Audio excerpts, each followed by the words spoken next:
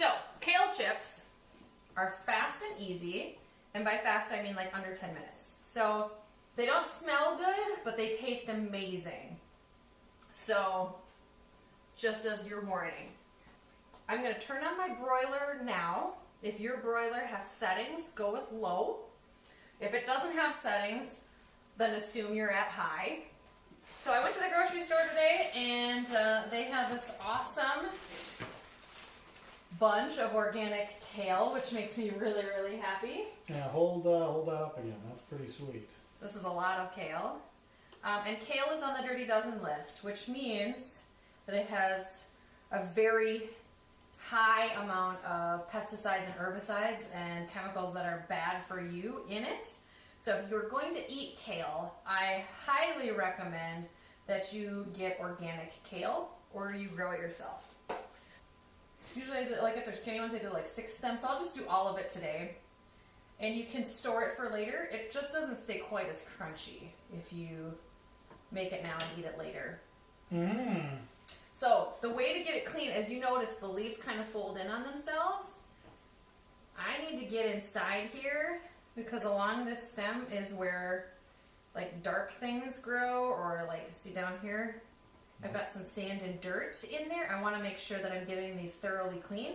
So I'm going to fill my sink with a little bit of water and like a tablespoon of apple cider vinegar, and then swish these around in there. So I can open up the leaves like this and like really get in there to get them clean. All right. Now if you've got a salad spinner, this is the perfect time to use it because all those ripples in the kale really hold the water, and then it's kind of limp and disappointing when you cook it. So before I had them, I would just shake them out in the sink. But that gets water everywhere. But before we can spin these, we need to remove the stem because they taste terrible. We've got this big old stem that goes through most of the kale. So you've got 2 choices. You can either grab it and slide down. It usually breaks off about halfway, so it's not a perfect method. And then you can just peel them away.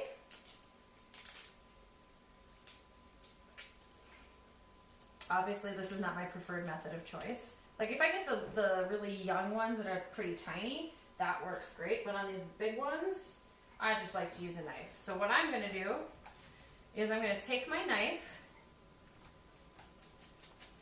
and slice all the way down on both sides. And then you get to the end here where there's really no stem, so you just cut it off. Also, this is an example. This is a small one. We could probably get away with, yep, just using our hands on this one. It's also a little bit flaccid. It's just not doing its job. All right, so now I am laying the strips flat and cutting them down into like chip-sized pieces. And I'm gonna get a bigger bowl to put these in. What we're gonna do now is add some salt, some garlic, or if you have garlic salt, then just use that one product. I don't have just that, and so we're gonna use the 2. And then we're gonna drizzle this with olive oil, okay? So olive oil first. I'm going to add enough olive oil to coat all of the kale, but not have it drenched at the bottom, because then they don't get crispy, and I like them because they're crunchy, kind of like the burnt outside of marshmallows. That's what they'll turn into. But if I put too much olive oil on there, then they just are limp. Still tastes great, but then I'm not getting the crunch.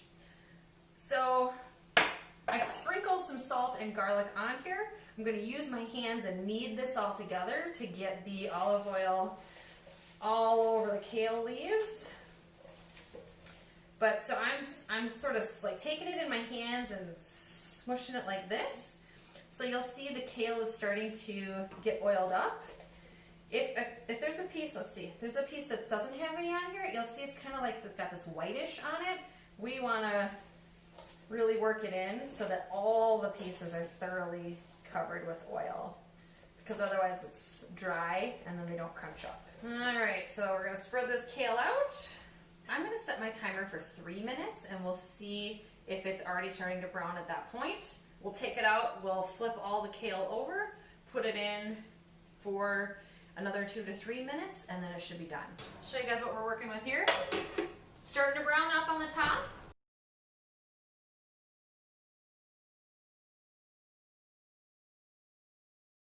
So it's starting to get crunchy. Because I had so much kale on this one, because I did the whole bunch, I'm going to do a little bit more, probably 1 more minute, just flipping it so that I can get more crunchies instead of soggy.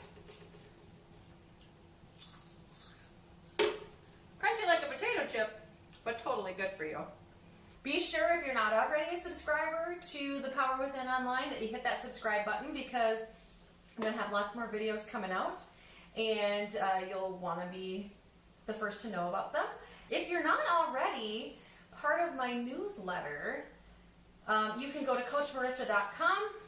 The box will pop up in the first few seconds, and I send out recipes every month to my clients with tips and stories about what I've been working on. All my videos come out that way too, and so you get insider information that you wouldn't get anywhere else, and behind the scenes stuff about what I've been doing, and also get to come along with me on the journey. So I'm Coach Marissa Reyes at The Power Within, empowering you body, mind, and soul.